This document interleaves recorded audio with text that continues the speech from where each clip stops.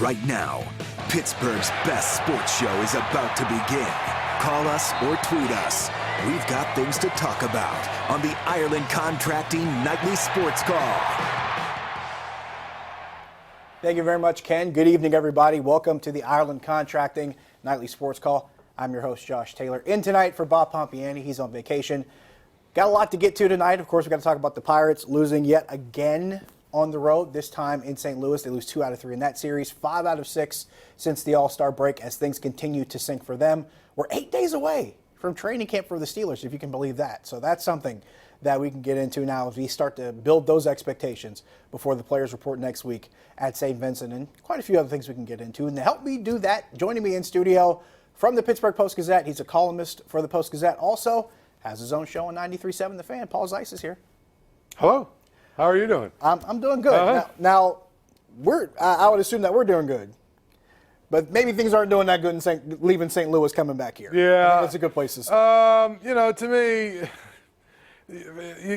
you have a chance to win a game today.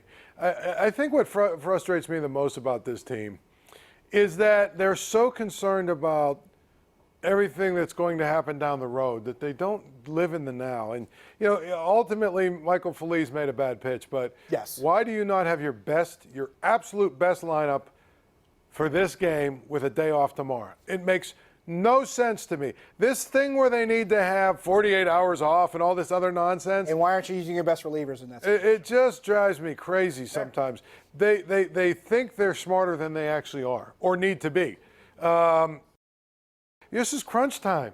You have to put your best players out there. And in division games where you need to win them more than anything. And just so, to me, that frustrates it's your best bet. The thing about, the spot where they put in Felice, I probably would have gone to Rodriguez there because he's pitched really well. He got out of a jam yesterday. Right. Or I would have stayed with Liriano and let him pitch, because he's been really good this year. Or if nothing else, pitch around Goldschmidt. To me, I don't think Felice, to me, Felice is a lot like the other 3 guys that they got in that trade, where to me he's just a nickel and dimer. I mean, Moran's kind of a nickel and dimer. Musgrove is kind of a nickel, and that's no disrespect to them, but I'm just saying they got a lot of guys who are just sort of average players. They're not pieces that you can build a team right? around. I think that's fair. And so to me, I had a bigger problem, like I said, with the lineup and the way that it went.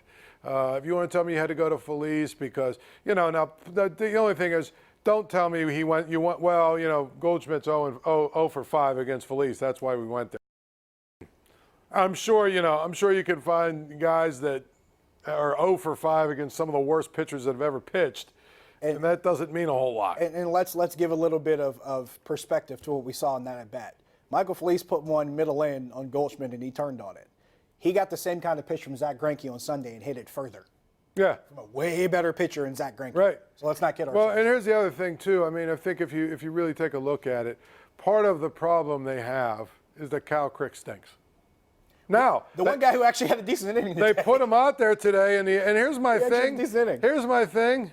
If Cal Crick was available and you were not afraid to use him in that situation, Felice, why not use Rodriguez? I thought, okay, he's saving Rodriguez for the 8th.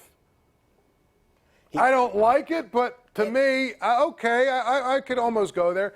But if you have Crick and you're going to put him in the game, why did you not go to Rodriguez, who's better than Felice? Here's the best part of it. Well, I should say the best part, the most ironic. It got to the 9th inning. They're warming up Felipe Vasquez on one side of the bullpen. Who's on the other side warming up? Richard Rodriguez. Yeah, you're too bad. Right when now, they had a chance to get back in the your game. 2 best relievers right now, and neither of them touched the ball in this game. I can't explain it. We'll leave it at that. We'll get back to that. We'll delve into that later. I want to shift over to the Steelers because we're 8 days away from training camp, like we talked about, at least from the players reporting to training camp. Mike Tomlin, there was a piece about him on ESPN.com.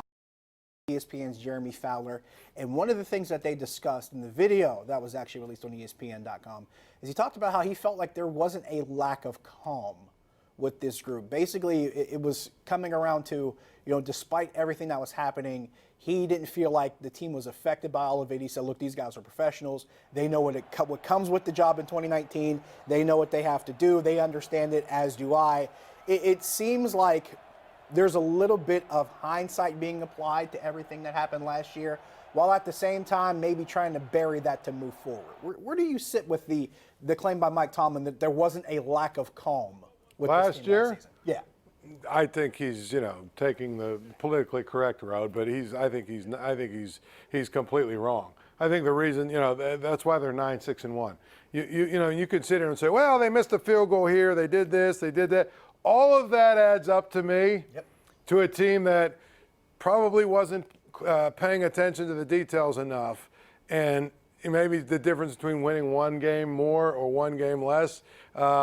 You've got a receiver who was a real problem down the stretch. You had a running back who never showed up. You had all this other stuff. You had guys calling your team the Kardashians.